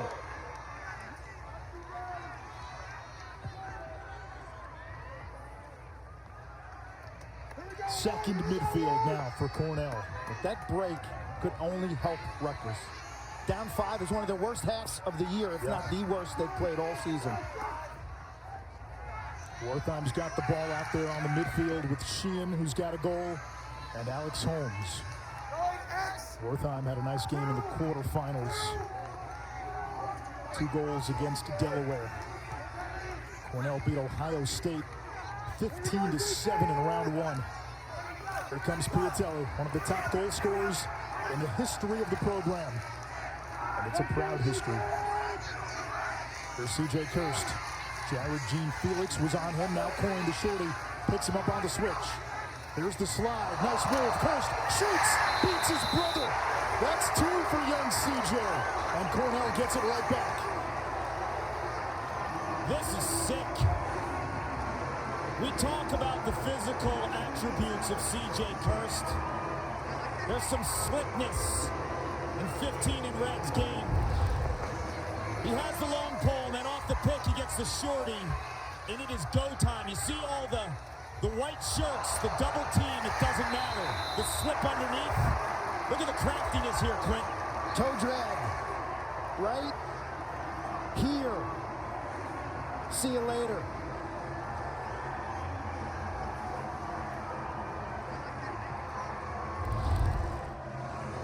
A big day for the Kirst family. CJ, his brother Colin in goal for Rutgers. Mom Michelle, I don't know if she's still in the stands. I'm sure she is.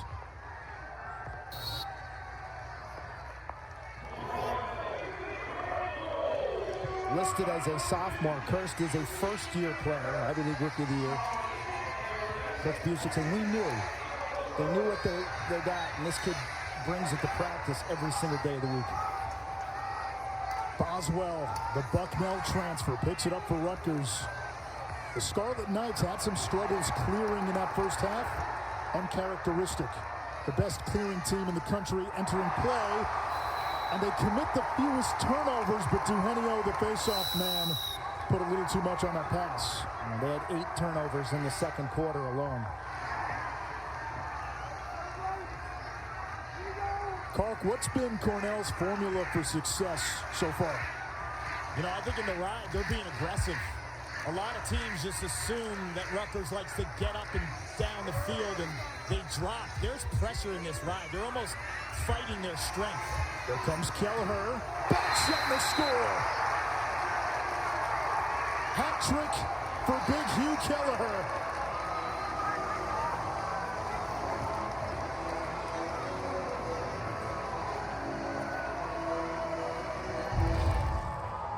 Turnover city for Rutgers, just a simple exchange, airmailed, and it's costly against this Cornell team that's so disciplined. Kelleher's feeling his confidence, man. He's a downhill, drop his shoulder, former high school football player, loves that moon dodge, the long dodge, where he gets up ahead of steam.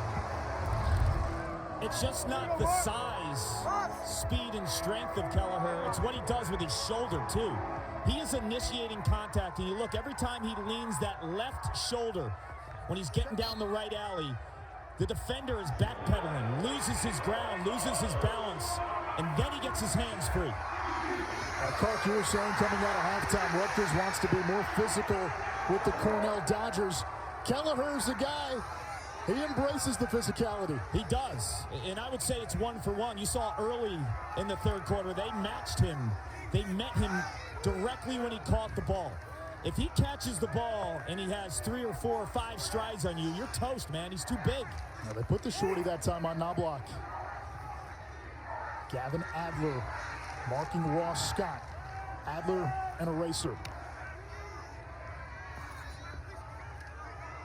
Mitch Bartolo, 2 goals in that first half. Fires with the left hand. Easy save for Chase Erlin. 9 saves now for Erlin. His older brother, TD, was a terrific face-off man at Albany and Yale and finished up at Denver. I love Chase's mental game. The body language he's exuding right now, the poise, the confidence. He's a goalie with little movement. He's really still in the net. He had a 5-game rut late in the season, 44% in the last 5 games leading up to the NCAA tournament. 64% in Cornell's 2 NCAA tournament wins. Here comes Gallagher again, feeds it to the wing, shot blocked.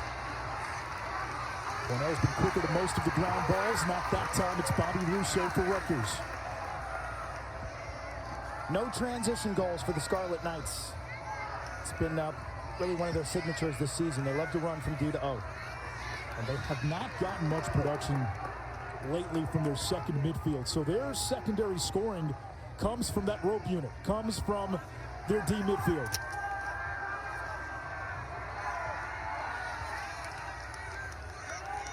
Adler winning the matchup against Scott.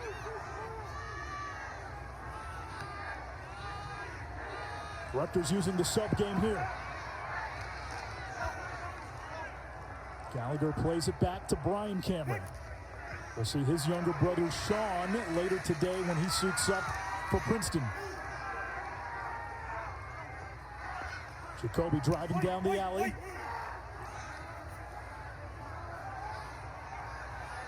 Knobloch shot turned away by by Erlin. The rebound to Bartolo that resets the shot clock. Shot clock resets to 60.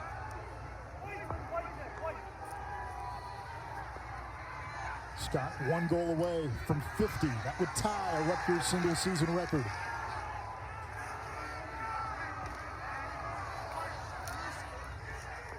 Scott missed the mark.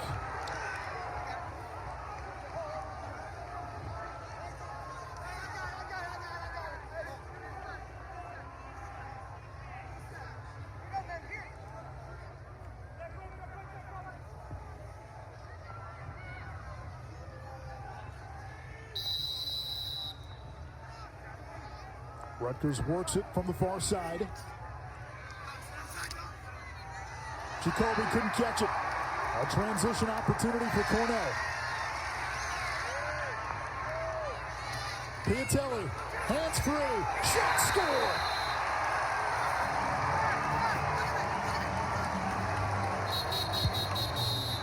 The 144th goal of John Piatelli's career. Tied for 3rd all-time at Cornell. Got to close the door. If you're Cornell, Chase Erlin, a little bit up and down of a season. But I mentioned in the first half, he's answered the bell. The sharpshooter from Rutgers goes by the name of Shane Knobloch. Not today, Chase Erlin shuts the door. Cornell in transition, and Piatelli does what Piatelli does. Hits the back of the net.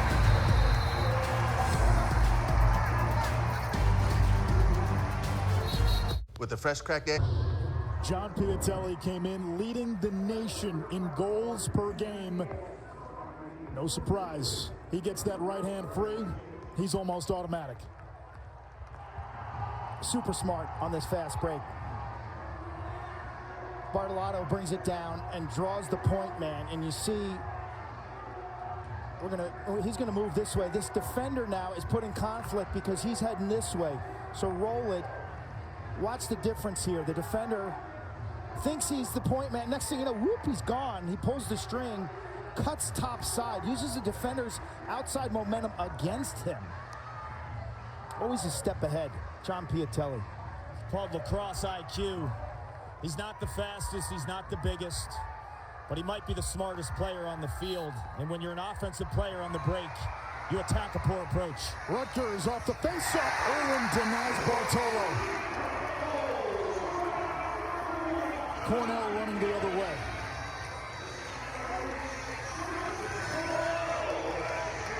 All the elements for a win are lining up for Cornell. Face-offs have been an issue this season. They've been good in that department. Dominating ground balls. The shooting stats in their favor. Aiden Blake, first game back after missing 10 with a leg injury. He's got that brace on his left knee before he got hurt. 2 in red. Blake was Cornell's top midfielder. He's got to be more of a complimentary guy now. He's not 100%. Play on the perimeter a little more. Let the other guys do the hard work and then nail a mid-range shot. Here comes Piatelli. 3 goals away from tying Mike French's single-season school record for goals. Really? French had 65 in that 76 season, including 7 in the championship game against Maryland. Piatelli on the doorstep and another one. A hat trick for Piatelli. Cornell pulling away. It's an 8-goal lead.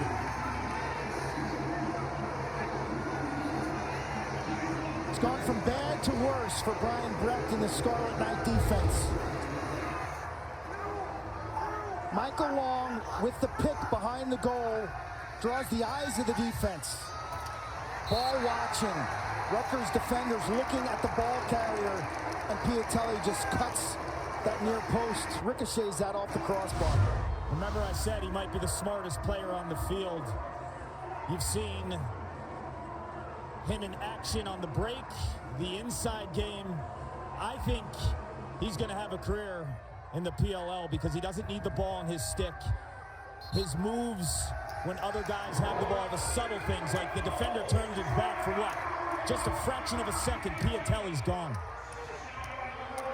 Clark, when we saw him in the Ivy League tournament, we equated his game to that of a YMCA basketball player who can beat guys half his age when he's 45. Yeah, you look at him, you're like, this guy, really? Watch him play. His production's off the charts. He's an incredible leader.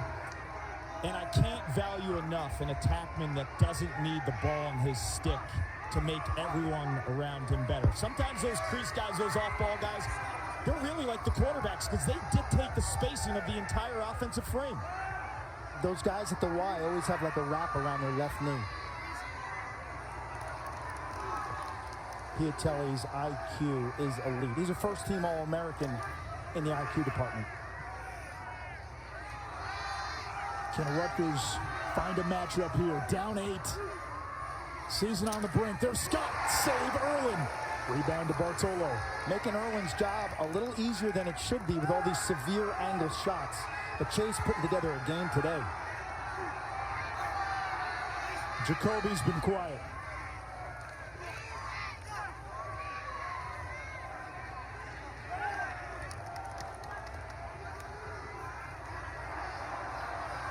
Good defense here by Cornell. Cornell packs it in off the ball. Really tight splits. The 6'6" Bartolo. 2 goals for Rutgers. Going to his left. Shot blocked. That will stay with Rutgers. On a shot out of bounds. Closest to the ball when it goes out. Retains possession. Big Red defensive coordinator Jordan Stevens yesterday in practice emphasizing position off ball, more important than matchups. He goes, don't sacrifice position for matchups. Harrison Bardwell knocked that one loose from Jacoby. Bartolotto chasing Bartolo out to midfield. Shot clock at 5. Knobloch can't pick it up. He just can't move like we're used to seeing. Adler the other way for Cornell. Adler over to Piatelli. Shot, score! John Piatelli, 3 straight goals. 4 in the game. And it's looking like a Big Red runaway. Who's running now? Heartbeat to heartbeat, right? 77 in red is your lifeline on the defensive side. of the field. That's Gavin Adler, first-team All-American, to the most prolific scorer in a season in Cornell history. We've said his name just a couple of times this half, John Piatelli. Is that an instant replay of the prior goal from goal cam? Look at the change of level. He's moving towards the middle of the goal, so your instincts as a goaltender are to shift to your left. You're thinking he's going to shoot for your offside as a righty, and then he yanks it back near side low. A brilliant placement. And Piatelli now 1 goal away from tying Cornell's single-season record.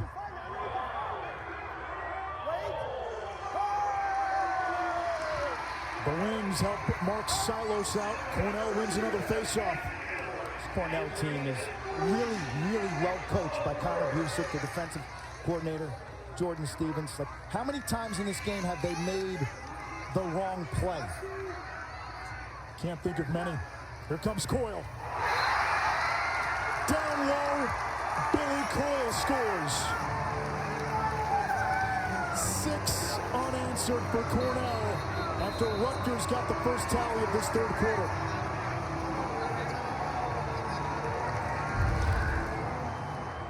Super quick lefty. This time he goes to his right. Winning the one-on-one battle. That's been the story of this day. Rutgers has put their defenders out on the island, and Cornell midfielders and attackers have said, you know what, you're not going to slide to me, I'm going to make you pay. And Billy Coyle is a two-handed player. So you saw on that defensive approach, they flushed him down the right alley. He will make you pay, and this Cornell midfield is completely stepping up under Conor Busick. You know about you, Gallagher, in terms of his brute force and strength, but these shiftier other guys, they complement 27 in red big time. Conor Busick and his Gen Z staff. He's 28 years old, the second youngest head coach to take his team to championship weekend. Only Jack Emmer younger, and he's got Cornell into the national semifinals for the first time since 2013. When Busick was part of that team, he scored 3 goals in the loss to Duke. He was a rare athlete in the sport of lacrosse. A guy from Cincinnati, went to St. Xavier High School, 2-sport star, had some offers. He said no to Maction, ends up at Cornell, and size, speed, skill, the entire package. Had a terrific pro career, represented the U.S. in the indoor international games. Hugh, you covered Conor Busick as a high school football player. I did. It was exciting to see him play. He was a safety linebacker type hybrid, just a playmaker. He took over for Luke Kuechly at St. X in that position. A high-end high school football player. Kuechly also was a lacrosse player. But Conor Busick, I think he's the perfect balance in today's game, right? He's young enough. He's fresh off a professional lacrosse career in the PLL. He knows how current players think, how they act. But when you talk to him, and you guys know, he's got some old school vibe to him too in terms of being a coach. His father was involved with professional football as a scout for the Buffalo Bills, so he knows the way to game plan. He knows how to practice plan, but he also can connect with today's current player. If you think about the situation that he inherited as a young coach, 2020, Busick was the offensive coordinator. Cornell, when the season was cut short by COVID, was the #2 team in the country. No season last year. Cornell loses its head coach, Peter Milliman, to Johns Hopkins.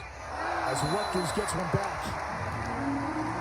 Eric Savetti, 7th goal of the season, and to finish the Busick story,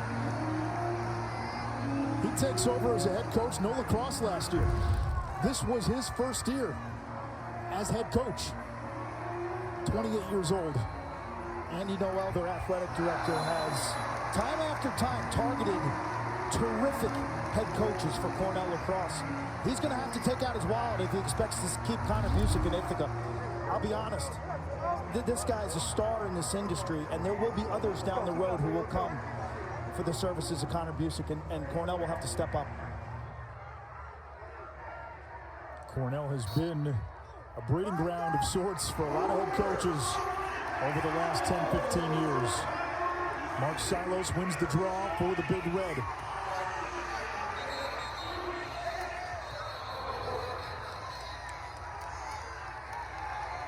Timeout. Conor Busick. 1:49 to go. 14-5 Cornell. Quint, we have the video. We talked about Busick as a football player. Hey, there's a young Quint Kesnick. 12 years ago. It's one of the hottest football games I've ever covered. Good counsel at St. X in Cincy. This is week 0. Here he is on the blitz. The safety linebacker hybrid. This was picked up and returned for a touchdown. It was ruled an incomplete pass. Tom Luganville called it the worst call in the history of high school football. Busick, he was intense, man. I remember walking behind their bench. I was so impressed just with his demeanor, the way he was leading the other guys. I was like, this guy's going to be a star. Obviously, I was looking at Division I football talent, trying to see what kind of feel what that would look like as a lacrosse player.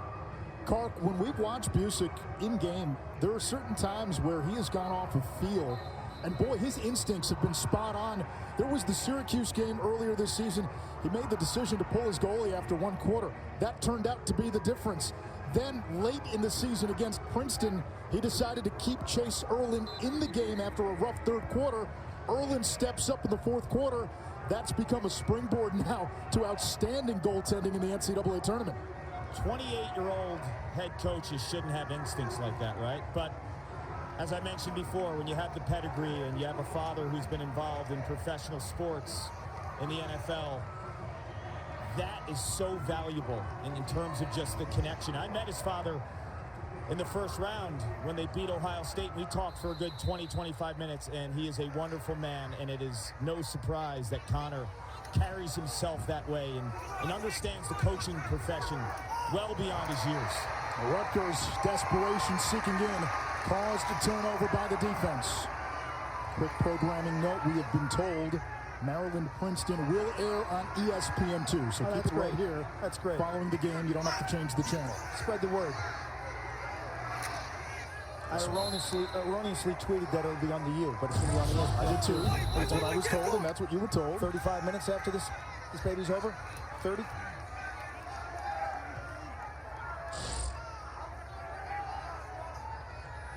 It'll be interesting to see if the delay, the 3-hour and 41-minute delay, has any impact on the start of game 2 in terms of meal times, logistics getting over to the stadium. Maryland was here and then went back to the hotel.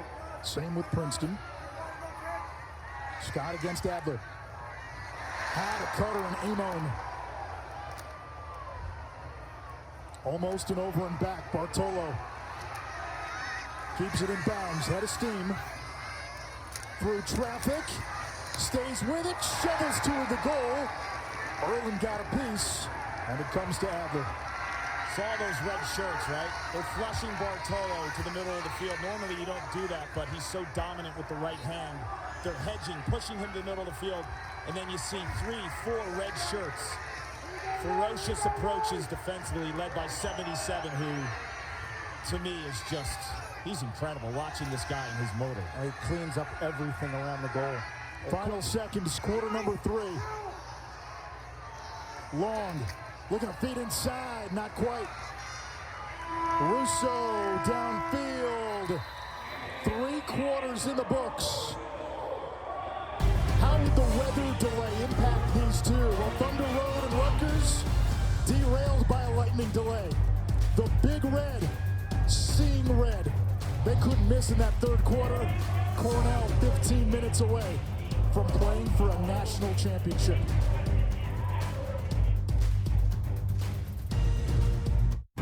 Prior to this season, Cornell's last NCAA tournament appearance came in 2018. The Big Red, led by Jeff Teat, lost to Duke in the quarterfinals 2013.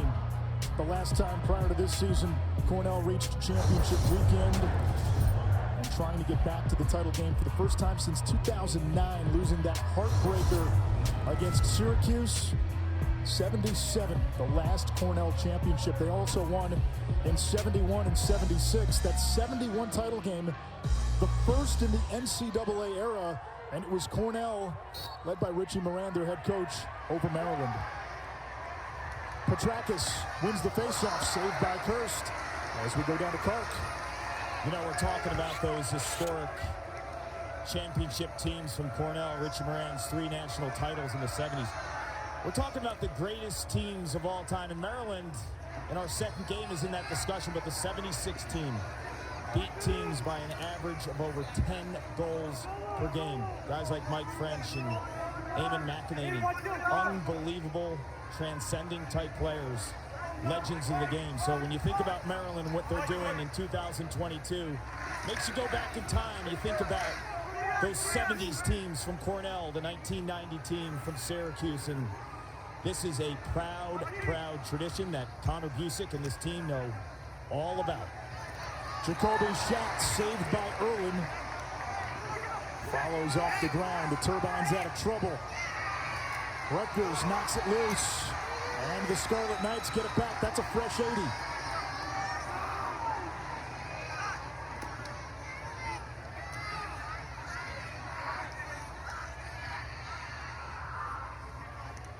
Knobloch's got the short stick Bardwell.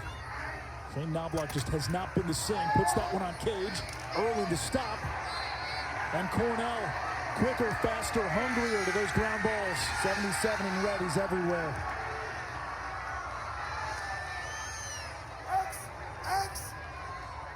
Cornell wants to keep this a half-field game. Mission accomplished. Now they're going to use some shot clock every time down. A 9-goal lead by the Big Red. Keep attacking, yes. Stay within the framework of your offense. Stay aggressive. That's what we've learned in this era of the shot clock. You can't put your foot on the brakes, but you can bleed the clock a little, especially in the substitution phase, the first 10 to 20 seconds. There's Gallagher. Dropped it. Can Rutgers run? Coin. From the wing. Good look. Cameron wanted it back.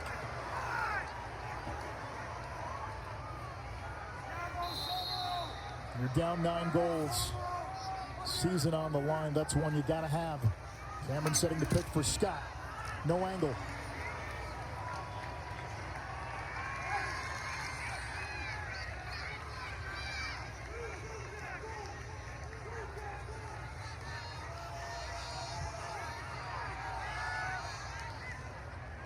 If Cornell hangs on, and they do face Maryland in the championship,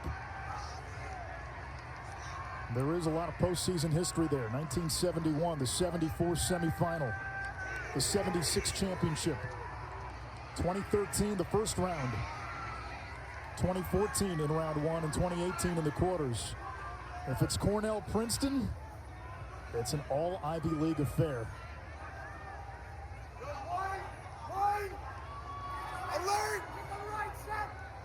Holmes on the invert.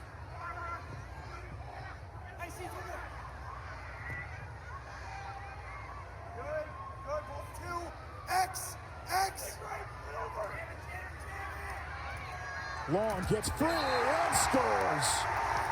4 goals for Michael Long. This Cornell attack has accounted for 10 of the 15 Big Red tallies. Michelle Kirst, torn in half in this game. She knew one of her sons had to win, and she knew one had to lose. She knew she'd be here on Memorial Day. Long's been such a catalyst all season, just so his speed and strength at the point of attack right here, rubbing off that defender, turning the corner, taking that extra step to greatness. What I love about this attack is 3 distinct skill sets. The lefty, the righty, the brains. You need different body types and different traits to cover them. It's just an extremely difficult cover. I think it's fair to say, Clark, they got the best attack in the country, Cornell? I mean, it's so complete, and they complement one another, but we saw even in the Ivy Championships when Yale was short-sticking Michael Long and daring him to beat them as a Dodger. How many times have we seen this guy who's categorized as a face of the offense in terms of quarterbacking beat defenses as a ball-carrying Dodger? Like, you have to slide to this guy. You play him as a passer, he can beat you as a scorer. That Yale game, he had 5 goals. Before that against Princeton, 4 goals, not to mention 4 assists. And he was nicked up early in the season. How about the ride? That's what they do, man. They contest every 60 minutes. Look at this effort. Up by 10, nothing easy for Rutgers. The Scarlet Knights team, so clean in clearing. Look at them scrap. These guys in red, man, you plug in the tape all season long. I don't know about the results, but this team hunts ground balls. And we saw it in practice yesterday where their head coach, Conor Busick, is taking shots from 10 yards, hitting a trash can in the goal, and his attackmen were scurrying around to grab rebounds and redirect and put them in the net. When you're a head coach, the messaging there is ground balls are important for us. That's who we are. Especially in this game, because they knew they were playing a team who's owned the middle of the field, who's been near flawless clearing the ball, leading the country, bringing the ball from defense to offense. So he understands as a coach where the plays have to be made specific to the team they're playing.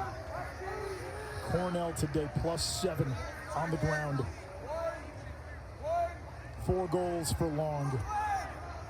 4 for Piatelli, who's now 1 shy of the single-season school record. 2 for C.J. Kirst. Gallagher's got a hat trick from the midfield. And Cornell has controlled this game when it started and after the delay.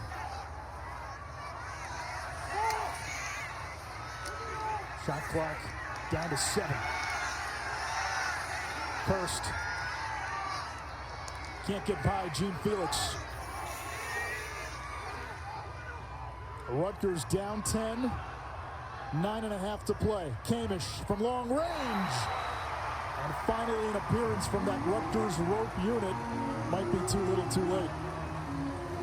It's never over, though. You watch the women's game. North Carolina against Northwestern. North Carolina down 7 with 10 minutes left.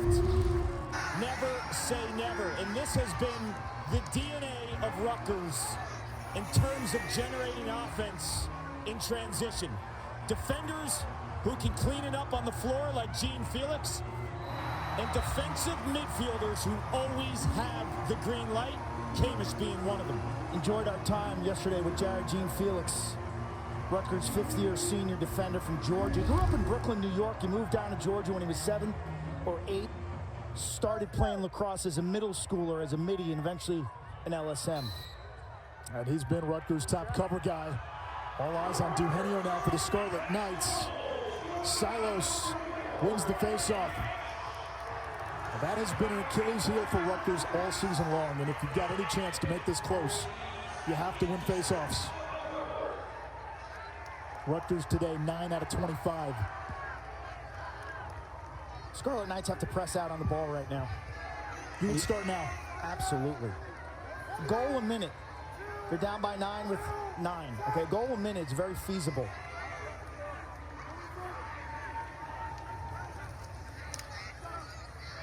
Kirst feeding inside. Piatelli!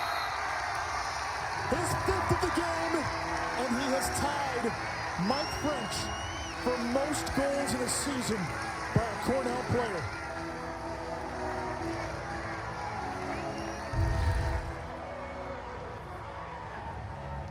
High wing dodge. They use the pick. Look at the defense. All 4 Rutgers players step up field in a supportive posture. You talk about ball watching. Eyes on the ball, no heads on a swivel, and Piatelli just pulls the string and finds a soft spot behind him. This is just poor team defense. Lack of communication. You can't send so many players to support the ball carrier. Piatelli too smart. He finds a soft spot. Look at those names. Look at those names. It's one name. Yeah, it's one name. Yeah, look at those names. Now it's Piatelli, too, to put your name next to Mike French. It's amazing. French is also the career goals leader at Cornell. Now Piatelli's not getting there as Rutgers gets one back. Dante Koulis to make it 16-6, but Piatelli's got a big game on Monday, and Cornell holds on here. He's 3 away right now from tying Rob Pinnell.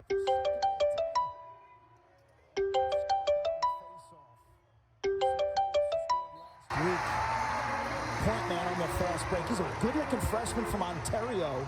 Had 4 goals in his debut against St. John's, and he got hurt against Hofstra. upper body injury, but he's back in the lineup late in the season. This is a guy you're going to hear from next year. I think Rutgers is very much the type of program now that just reloads. Once they get that transfer portal rolling, their player development internally has been outstanding as well. I agree, Clint. And Koulis, I think, could be a starter. They put him in that game last week against Penn. Within the first minute, ice cold off the bench.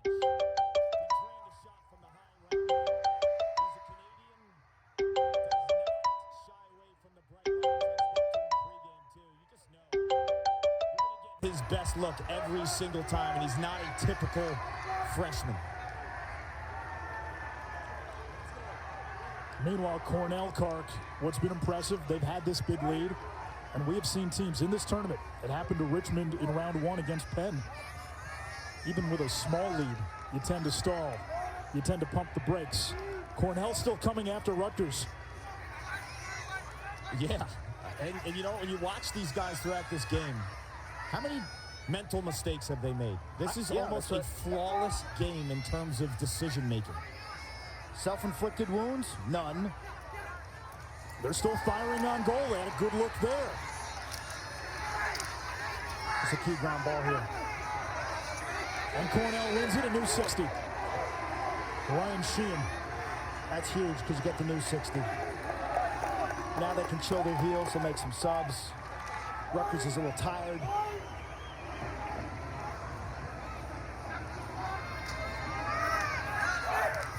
Cornell led 8-3 at halftime. Then we had a 3.5-hour weather delay. Piatelli on the inside roll. That resets the shot clock. If it hits the goalie or if it hits the pipe. And they may look at that. Now they can review this to make sure they get the clock right, not whether it was a shot clock reset or not.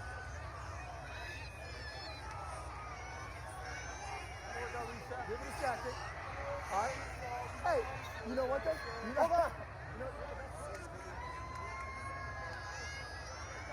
So they will reset the shot clock to 36. No shot clock reset there. We'll take a look. There was no official signal, and yes, it goes over the goal. Does not hit Kirst, does not hit the goal. So 36 to shoot instead of a new 60.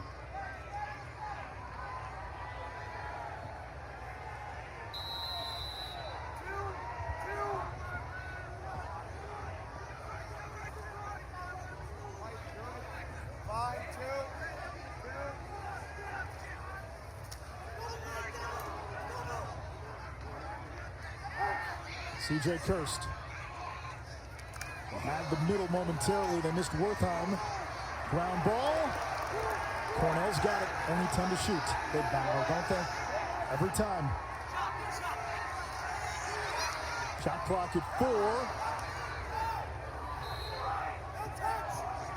1 second on the shot clock, and Cornell will dump this into the corner. 6:03 to go. Championship weekend in the crosshairs for the Big Red. Championship Monday. 6 minutes away. Failed clear by Rutgers. Long's got it. And Cornell can bleed the clock some more.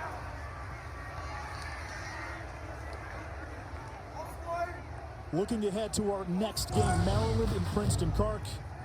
Maryland comes in as this ultimate Goliath. They have been talked about as one of the best teams we've seen in the last 20, 30 years. Playing for history this weekend. Princeton knows it's the underdog, but they played once in the regular season. And Princeton was not fully healthy at the face-off X in that game. Is there an upset formula that you see for the Tigers, Kark?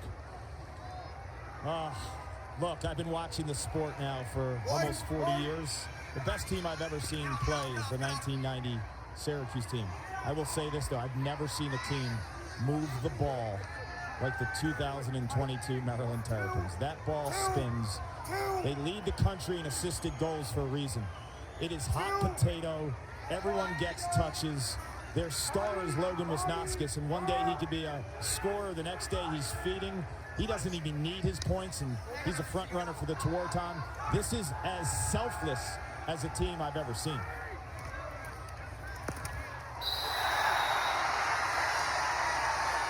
C.J. Kirst gets big brother one more time.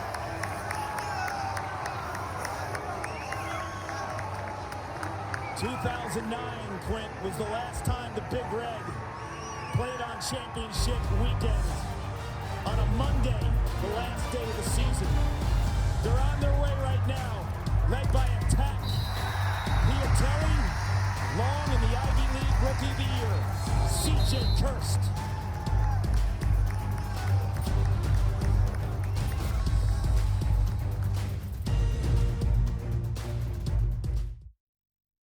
Mount Everest. Here comes C.J. Kirst. Shoots on his brother and scores! Little brother gets the first one. What is she feeling when the son scores on son? She's going to win this game. She's also going to lose this game. Okay, she'll be here on Memorial Day on Monday. Mom, Michelle Kirst, her two sons, two of her 5 sons, Colin and CJ, going head-to-head on the biggest stage in college lacrosse. Conor played for Rutgers last year, now with the Whipsnakes, PLL. Caden, a high school goalie. Cole played at Lehigh, just transferred to Syracuse. We're seeing Colin and CJ in this game. And at the center of the story is dad Kyle, who passed away when all his kids were high school age or younger in 2015, a former Rutgers goalie. The reason Conor and Colin transferred to Rutgers last year was to honor the legacy and the memory of their dad. Cornell is going to win this game, but this is a moment the Kirst family will cherish, to see their 2 sons playing on their biggest stage. Their dad would be proud. Michelle and herself is a Rutgers alum, but their dad's looking over and smiling over this game. He gave them a passion for lacrosse, and they've run with it. And the game has given them an outlet. It's given them opportunity. And it will continue to give them that, as both will play after college. They'll both be pros. You know what I love the most about the Kirst family is the love of the game started and continues to be in the backyard. And I think that's lacrosse at its organic state. That's where you become creative as a player. That's where you take risks. That's where you dream. That's where you have vision.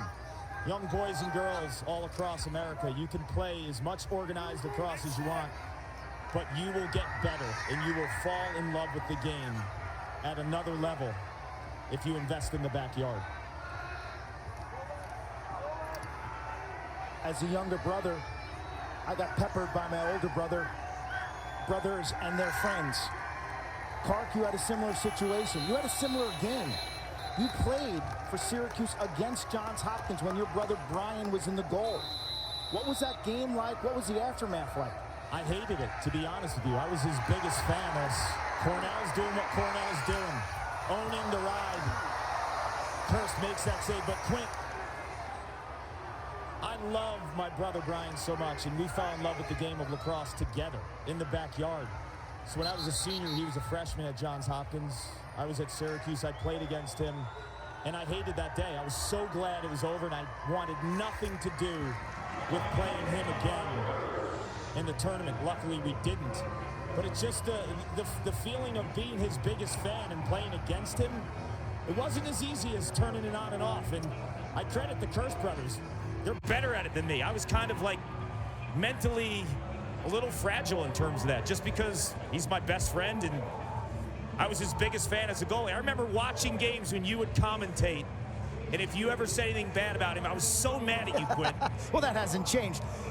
When this game's over, Michelle's going to breathe a sigh of relief like, wow, thankfully that is over. CJ will hug his brother Colin and apologize for ending his career today.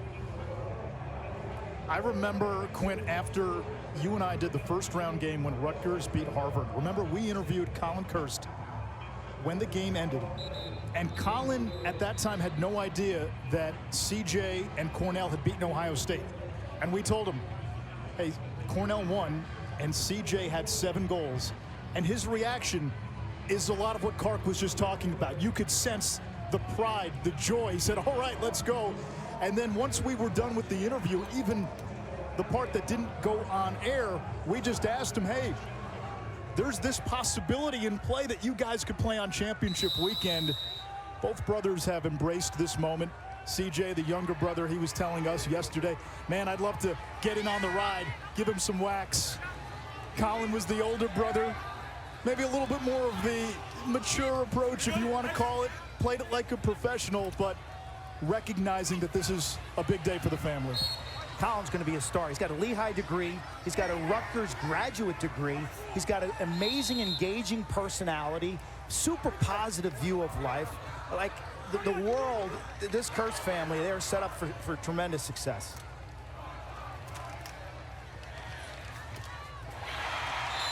Ronan Jacoby on the board at 17-8 with 2:11 to go. Finally, Rutgers runs a half-field set, Kark, that gives them a decent angle. It's one of the few times they've been kind of in the middle of the field with shots. They've taken so many severe wing-angled shots. Jacoby's got that beautiful sidewinding underhand motion. D3 transfer from Wesleyan. Local here, Glastonbury, Connecticut. You're seeing some subs for Cornell on the defensive side. Mitch Rothstein, their third face-off man at the X against Michael Ott for Rutgers. 2 minutes to go. Out of bounds to Rutgers. Cornell will play Maryland or Princeton on Championship Monday. If it's a Maryland matchup for Cornell, start stoking the fires of nostalgia. You go back to the 70s. We're going to televise it in black and white? We're not going to televise it in black and white, but maybe by then you can grow out a Frank Urso type of mustache. I got a suit I could wear that's of the era. That does not surprise me. John Tillman, Maryland's head coach, a Cornell alum, and Richie Moran, the late great head coach for the Big Red, was a Terrapin alum, as Ross Scott gets his 50th goal of the season, tying Tom Sweeney's record. Yeah, Chase Erlin's played too well for him to be in with this defense in right now for Cornell. And spoken like a goalie. He's finally making a goalie change. Chase Erlin's coming off to the sideline. His last 2 goals, not on him. He played an awesome game, setting himself up for a Monday appearance on Memorial Day. So congratulations, Chase. If Cornell plays Princeton, that's a regular season rematch. And Kark, that was a wild game. Cornell jumped out on Princeton. They had a big lead. Princeton made a furious comeback before Cornell held on for an 18-15 win. And Chase Erlin's play in the 4th quarter was a big reason that Cornell won. And I think he reassured he was the guy, and Hugh Cronell pulled it beautifully, Anish. They pulled him in the Syracuse game. They stuck with him in the Princeton game, and it's paid dividends down the stretch in terms of his confidence, knowing he's the guy, and they're going to get behind him completely down the stretch. Another one for Rutgers, 17-10. Wyatt Knust, the new goalie for Cornell, freshman out of Tampa, Florida. Rutgers showing some pride here. Historic season. Brian Cameron, the North Carolina transfer, right-handed, which is against the grain of his scouting report. First team in school history to make championship weekend. They've been ramping things up since the Big Ten started back in 2015. You think about Penn State, Ohio State, Rutgers, Maryland, and Hopkins now, all appearing in championship weekend since Big Ten lacrosse started. And cue for Rutgers. This team, they may not love the way this season ended, but they will be together forever. The first Rutgers team to get to championship weekend, the first Rutgers men's team in any sport to get to a national semifinal since men's soccer in 1994. Best team in school history. We were lucky enough to cover the first round game. Over 5,000 fans at Ursac, a celebration of Rutgers and New Jersey lacrosse, a day that I'll never forget. For Cornell and for the Ivy League, a season of rebirth. They didn't have lacrosse last year. They had 3 teams in the top 5 when 2020 was cut short. There was an exodus, not just of talent, but of all-time talent. Sowers, Teat. 43/1 minute. Timeout. Timeout red. Timeout red. The Ivy ends up with 6 teams in the field. You can quibble about that all you want. The reality is what those players and those staffs had to endure over the last 2 seasons, and to come back the way they did, awfully impressive. They'll have 1 team playing for a championship on Monday, and if Princeton beats Maryland, it'll be an all-Ivy final on Monday. They came back this spring with a fury and a renewed focus. They're veteran players, guys like John Piatelli. Had an amazing season capped off today. Unassisted goals early, winning his matchup on the perimeter. You know, he doesn't do it with speed, he doesn't do it with explosiveness, he does it with smarts, creating angles. This play I loved. That play, when you're the point man on a fast break and you catch it, and you know that defender's coming at you, you can use his approach against him. Then he shows the ability to play without the ball. The cut, finishing all his mid-range shots. Every goal looks different when John Piatelli's involved. He rarely does the same thing twice. And he's a money-in-the-bank, overhand shooter. And he is our Capital One player of the game. Rutgers trailed 8-3 at halftime. They get the first goal of the second half to get it to 8-4. Could they build momentum? The answer, a resounding no. Cornell reels off 6 straight. 3 of those 6 by Piatelli.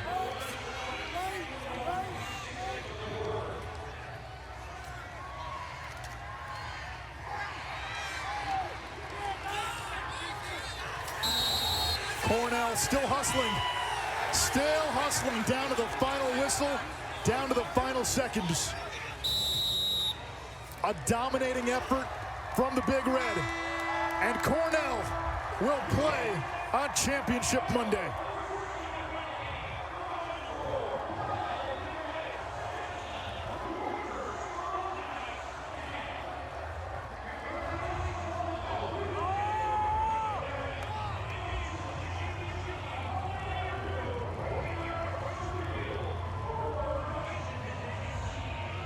Cornell looking for its first national title since the late 70s.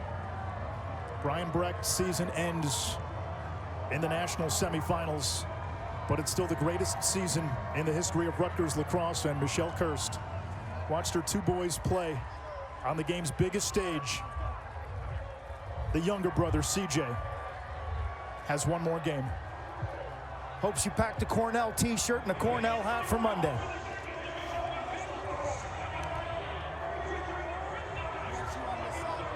So Cornell, for the first time since 2009, when they lost that heartbreaker to Syracuse, will play for a national championship. That game's scheduled for Monday at 1 Eastern on ESPN. Who will they play? Either Ivy League foe Princeton or Maryland, the #1 team in this field, undefeated and on a historical journey down to Kark. CJ, I just saw you run over to your brother, Colin. What'd you say to him? He's had a hell of a year. He had a great year, great game. He's a goalie that can change a game and change a team. He goes to Rutgers for 2 years and ends up being a captain in his final year. So I gave him a big hug and said, I love you, and great game. A lot of emotion for you and your family.